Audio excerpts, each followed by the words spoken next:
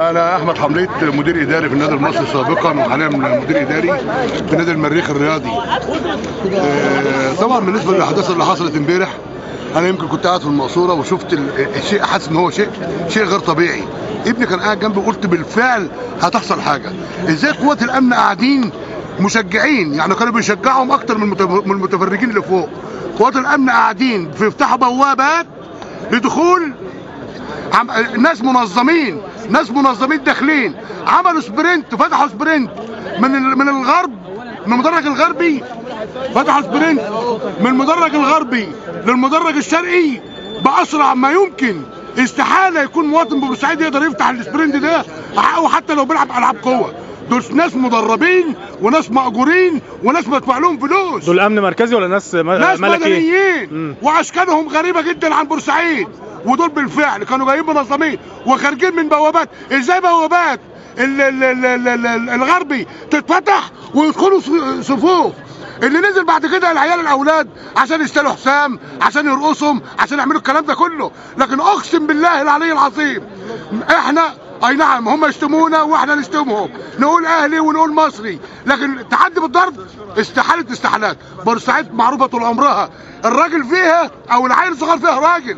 استحاله استحالات. انا بقول وبناشد تغيير القيادات الامنيه والقيادات الاداريه داخل النادي المصري. ازاي النادي المصري يدار بمجموعه من العصابه، في بلطجه وفي ناس عايزين البلد ما تستقرش. وبالفعل زي ما قال النهارده في البرلمان بتدار من لومان تورا، بتدار والله من لومان تورا ومن رجال الاعمال اللي زعلانين اللي زعلانين بكام الثوره.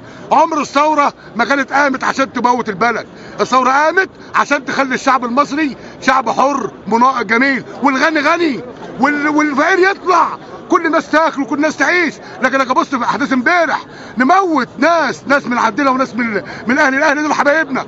انا كاداري بتاع الناشئين من النادي المصري بقول احسن معامله كنت بتقابلني في اداره النادي الاهلي. والله بيشفيك كابتن احمد ماهر كان بيفتح لي، ومعايا لاعب اهوت اسمه محمود ريحان كان بيبقى معايا، بيفتحوا لي كافتيريا النادي الاهلي، بيجيب لي 4 عمال يجيبوا لي الشاي والسكر، الشاي والقهوه ويعتبرها في الكافتيريا حاجه واجب ضيافه ما بيحصلش مع اي نادي تاني. وانا باجي كراجل مسؤول بتكلم مع اولياء الامور، بتكلم مع الناس ان فعلا النادي الاهلي ده منظومه اداريه.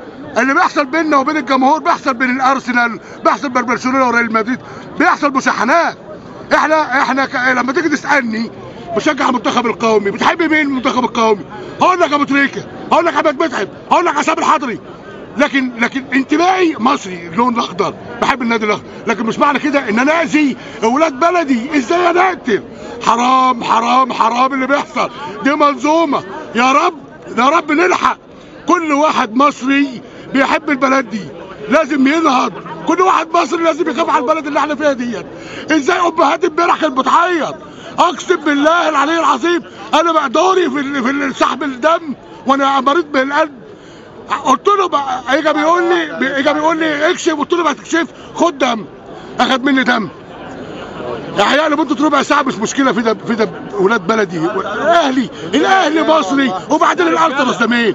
الالتراس احنا كلنا كبورسعيديه مثقفين عارفين ان الالتراس ده واقف مع الثوره. الالتراس دوت رجاله مصر النادي الاهلي. بقول للنادي الاهلي وبقول لشباب النادي الاهلي والله العظيم 3 اقسم بالله ما في بورسعيدي قد لاقوكم طوبه.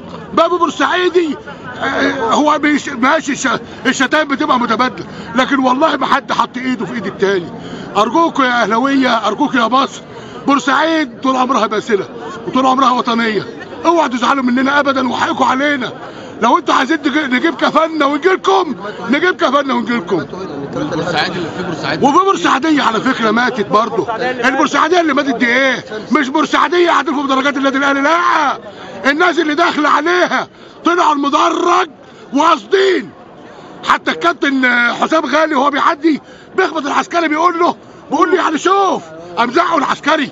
شفت اللقطه دي موجوده في التلفزيون. يبقى معنى كده ايه؟ معنى كده وبقول للمحترم اللي احنا كنا بنقول عليه محترم، الكابتن احمد شوبير بيقول بورسعيد ما بقاش راجل، بورسعيد كلها رجاله. وعلى فكره يا احمد يا شوبير، المرة في بورسعيد ارجل منك، المرة في بورسعيد ارجل منك.